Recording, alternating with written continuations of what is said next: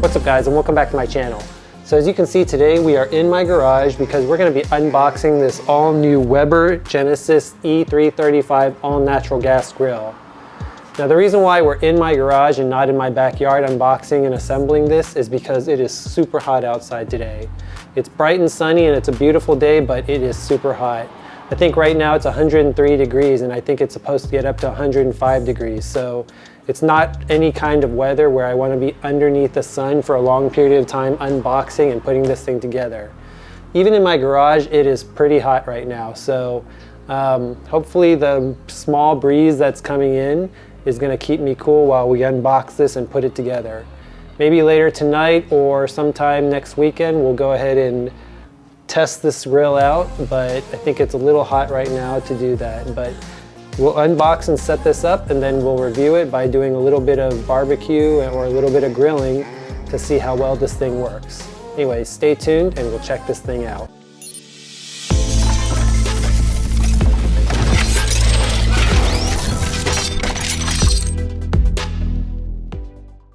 All right, so as you can see, this is a pretty big box and it is super heavy. I had a hard time moving this to the center of the garage from the side of the garage where they dropped it off. So I figured what better place to be to assemble it than in the garage itself where I don't have to move it too far. After I assemble it, I can probably just roll it on into the backyard. So I've been looking to buy a Weber grill for the longest time, or any kind of grill for that matter. Another reason aside from the heat that I'm not setting this up in the backyard is because we're building out the backyard right now and it's a little bit of a mess. But eventually I figure if not this, then I will have an outdoor kitchen in the backyard as well. This can either be a secondary grill or maybe even the primary grill depending on how we build out the backyard kitchen. Now the reason why I chose natural gas is because we do have a natural gas line that extends outside into the backyard. So I figure rather than having to always go and refill propane tanks, might as well just connect it directly to gas. Now the thing about gas, I know it cooks a little bit slower, but it's convenient. So I think convenience for me is the best thing because I don't want to be lugging heavy propane tanks around. Okay, so let's start by unboxing this to see what it comes with. All right, so again, this is a super heavy box and it is, as you can see, almost as big as me. So pushing it took a lot of strength for me to get it over, just even over here. So let's go ahead and unbox this in its place. Okay, and the good thing about unboxing it in my garage is that I've got everything I need to both put it together and, store and put away the trash as well. Okay, so you get your welcome packet, I guess. It's this packet full of information, looks like, in a different language, but it looks like it's a starting sheet that talks about some of the features as well as the app itself. So there is a smart grill app and connection, I guess, that you can add on to this grill. Pretty comprehensive on how to use it, best way to grill, maintenance, cleaning, and just overall setup. And then on the back you've got the serial number, which I'm gonna have to keep and hold on to just in case I need help or support, because this thing costs about $1,000. What is this? Oh, everything is taped down pretty nice, pretty securely. So I guess that's not half bad right there.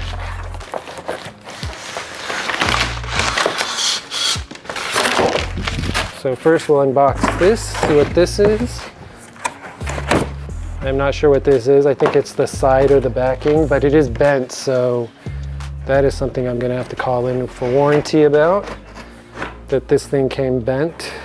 So yeah, as you can see, it's got this big old bend on it and it's dented, so I'm gonna have to warranty that one. So another outer piece. Now this is all aluminum, so not surprised that it easily bends, but you don't want it coming right out of the box all bent. Okay, so this is one of the grills, looks like. And then this looks like, this is probably for the a propane tank, I'm gonna guess. And then another side piece in here. I like how well packaged and organized this is. Okay, these are the knobs. This is a plastic scraper. The bolts, And then the thermometer. So we'll just keep those in here. Now what I liked about this grill is that it is blue. Now this is the main reason why I bought this, is because it matches the rest of my tools, but then also because it is in my favorite color, which is deep blue or any kind of blue in general. And these are the doors, looks like. So we'll go ahead and take these out. Okay, this looks like the upper grill. This looks like the drip tray or some kind of tray. And this is the table piece of it. And this is probably the heaviest part, so I'm probably gonna have to cut the box open and pull it out.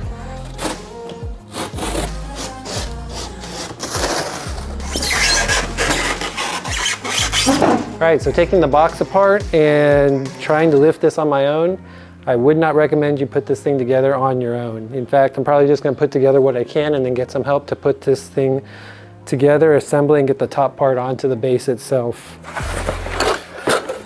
Okay, these look like the wheels and the grills.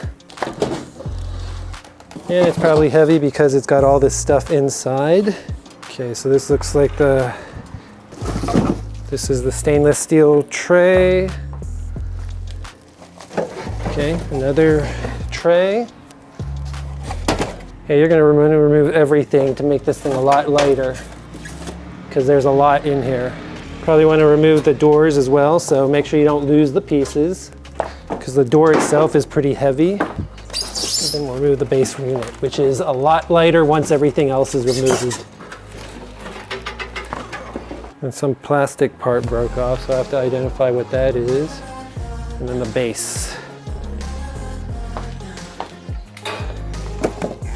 There's all these rubber and plastic pieces that seem to have fallen off during shipping, so I'm gonna have to inspect this after I'm done building it to see what I need to warranty. Now I did buy this directly from Weber, so warranty will go through them rather than, you know, taking it back to a place such as Lowe's or anything, which I think is a good thing. A large grill area. And then that should be it. And once that's done, it's time to assemble this thing. Now I'm not kidding, when it is hot, I am sweating to death out here. Okay, so first piece is this. Yeah, it is, according to that diagram. And to save time, so I'm not sitting out here in the heat, I'm going to use power tools to install whatever I can.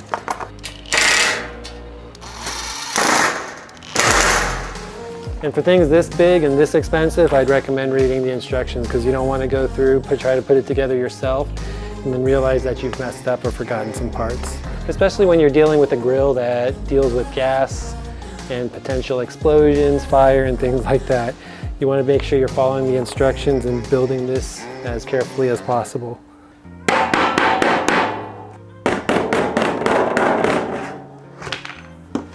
But yeah, that aggroes me that this is bent.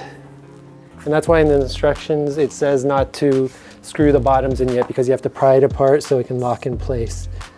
I gotta think, whoever puts these assembly instructions together and builds these parts, it's pretty amazing the forethought you have to have in order to put these together.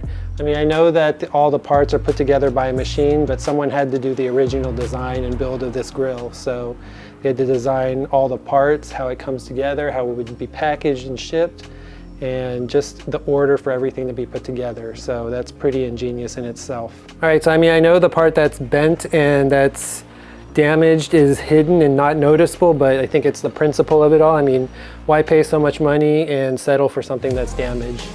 So, yep, you can guarantee that I'll probably call in for the piece itself.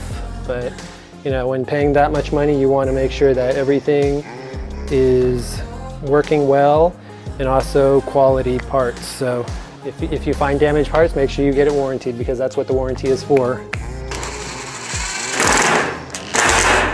Now when I'm putting on screws, I like to go diagonally. I heard somewhere that it'll make sure that everything is straight. But what it does, it allows you to screw everything into place and then tighten the screws.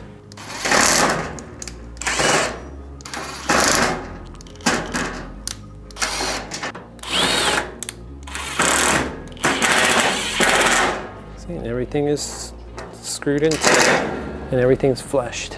Don't want to tighten that too tight until you make sure it's straight and that the other screw goes in as well.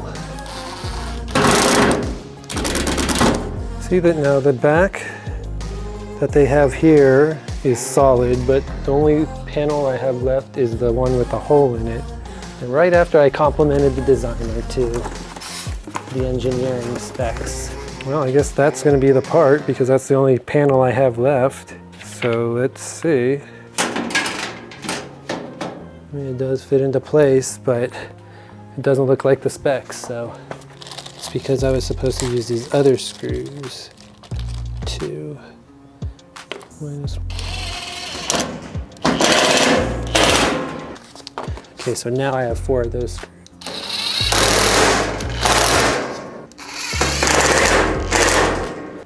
And to avoid scratching parts, you're going to want to build this on top of cardboard or some kind of material. Probably should have put the other side in first since that's where the bend is. Yep, see, and that's why. It may be hidden, this bend, but it makes it difficult to put into the hole. So I'm probably going to have to lay this down some so I can adjust it.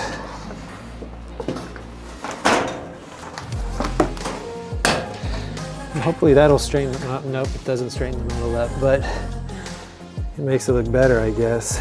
Screw goes in to make it lock in place.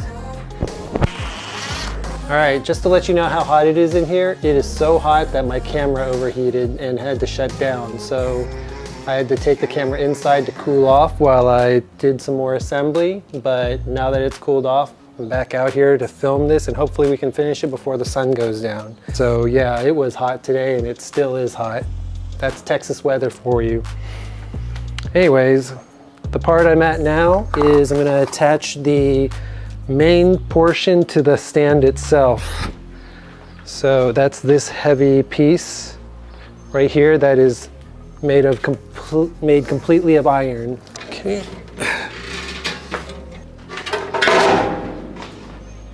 So you're gonna want to be careful with all the parts. Just gonna rest this here. I guess it's supposed to just rest in place, is that right?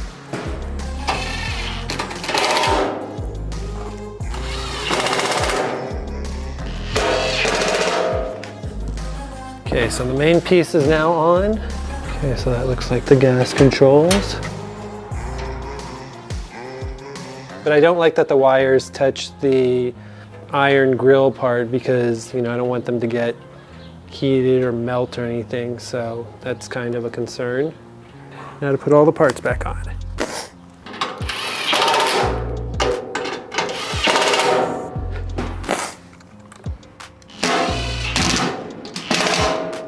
This piece. You can make sure there's no sharp 90-degree angle bends in it. These pictures aren't very helpful. Okay, so that should be the front. So this should go right. Oh, this is to control the cables. Okay. So I don't need to put it under there.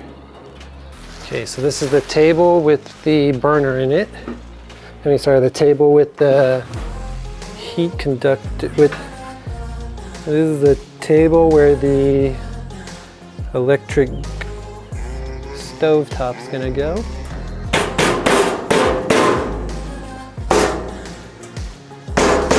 Okay, should probably get my torque wrench to do this, but I already started, so and I don't feel like getting up. So I guess I'll just tighten it manually.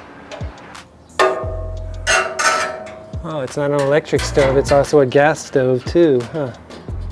Okay, that is interesting. I thought it was electric, but it's not. Everything is gas on this thing. No heavy bends, 90-degree bends in these lines, so.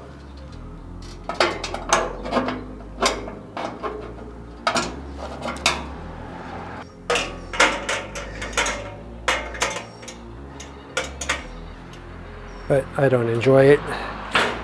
It probably would have been something good to tell me before I installed it too, so So now there's this plastic film all over the place, which is probably a fire hazard in itself. So, because I didn't do it before I installed everything.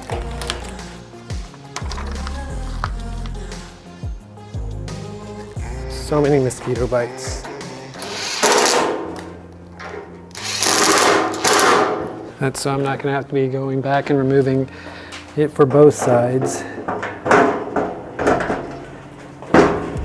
You know what? I think this one can get in here. Yep.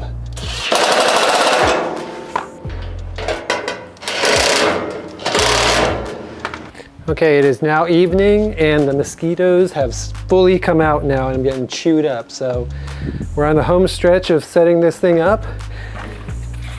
And again, it's so hot out here that my camera again overheated and I had to take it back inside again. So since then I've been putting together some of the rest of this grill, and hopefully this is the home stretch and it's going to last for the rest of the session of putting this thing together. Just to let you know, screwing this front panel in was probably the toughest thing, and you're probably going to spend the most time doing that because the screws don't really just line up. So you have to jiggle, screw, and it's best recommended to have a power tool so it can just keep on drilling until you hit the threads. Okay, doors.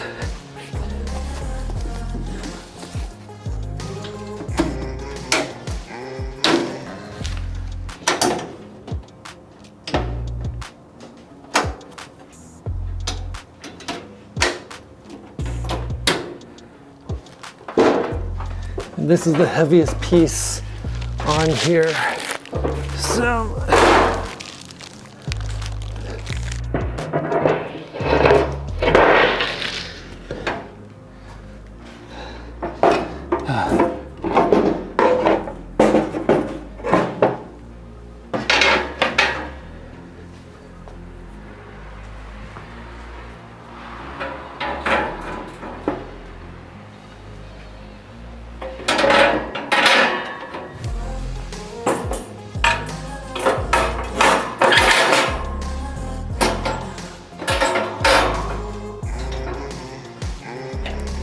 home stretch, guys.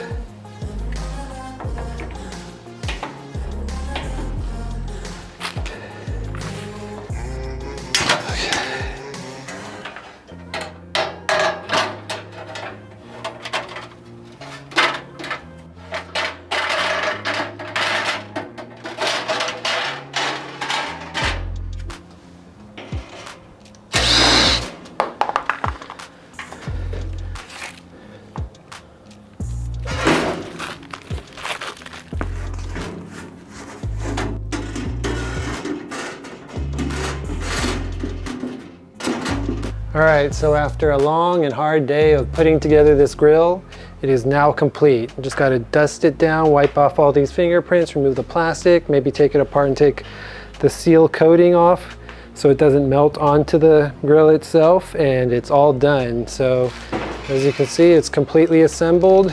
It's very sturdy. Oop, it's very sturdy. And the next thing is to set it up, test it out, and grill some meat.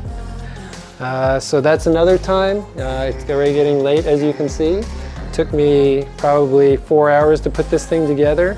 So we're just gonna call it a day, and then next weekend we'll probably set this thing up for a grill once we've got the gas line installed in the back. So stay tuned and we'll check it out. All right, so this is the Weber Genesis E-335 natural gas grill, and it's fully assembled now. And I will say that Weber does have some extremely good customer service. While putting this thing together, I talked about how a panel was damaged and dented, as well as finding some pieces in the box which I didn't know where they belonged. Now, I reached out to customer service and submitted some photos of the damage and even some of the chipped pieces, and they called me back that very next day and offered to replace the panel at no charge to myself. And just by looking at the pictures of the pieces that I sent them, they were able to identify where those broken pieces came from and how to fix them and what parts needed to replace. Now, these were parts of the grill that I didn't even notice were broken, that they were able to figure out just by looking at the pictures themselves. And out of that, they also offered to send those pieces for replacement as well at no charge to me. And because those were damaged, they also offered to replace those parts for me at no charge. In fact, they even gave me some tips on how to easily replace those parts without needing to deconstruct the entire grill itself. So kudos to Weber and your amazing customer service team. So just a little bit more about this E-335 grill. Like most other Weber grills, it's got a stainless steel finish, but in addition to that, it's also got this cast iron cooking grates on it with about 500 square inches of cooking area. It's also got 3 main powerful stainless steel burners that can put out about 39,000 BTUs per hour. I also opted for the model with the side burner, which can also put out about 12,000 BTUs itself. Now, also included in that 39,000 BTU output is also a 9,000 BTU sear station section for getting that perfect sear once your meat is perfectly cooked to your liking.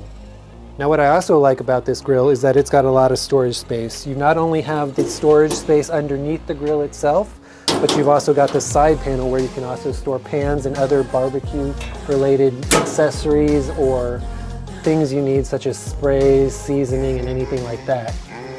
There's also enough space in the main cabinet itself to store additional propane tanks. However, I don't think I'll need that since this is a natural gas grill. Now, like most other grills from Weber, it does have a dedicated grease management system, which is advanced lingo for a drip pan for any kind of grease that drips off of the meat itself. Now, there are some models of this grill that come with a built-in internal thermometer as well as iGrill 3 connectivity. However, the version that I got does not have that and instead came with that side burner, which is what I prefer. So with all that in mind, let's get to grilling. All right, guys, we are here at Costco because we are gonna buy some meat for the new barbecue grill. So we're going down the aisles, checking for meat or barbecue related items. And we happen to have picked up a lot of barbecue related items. So as you can see, there's some grilling mats, grilling trays, and then some grilling utensils, or knives actually in this case. So now we're gonna go check out some meat and see what we can pick up because I hear ribeye is cheap this weekend here at Costco.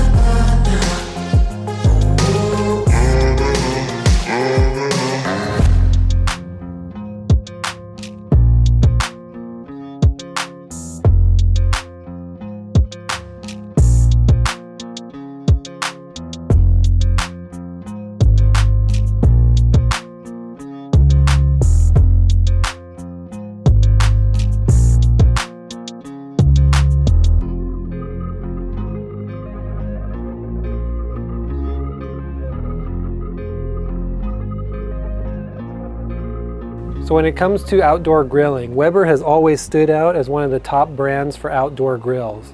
And I gotta say, I've been waiting so long to get an outdoor grill, and after a lot of research, I gotta say I'm happy with this E-335 model. It's got everything that I could need or want from an outdoor grill. It's got a side stove, it's got 3 burners, it's got a searing station, it's got plenty of storage for either pans or anything else that you want to place in this thing, and it's just got a great design. I gotta say overall, the thing that sold me the most was their excellent customer service and their willingness to stand behind their product. So I would definitely recommend this. It may be a little bit pricey, but if you'd wait for such holidays as Memorial Day, Father's Day, or any of those outdoor activity days in summer, you'll definitely find a great deal at some point.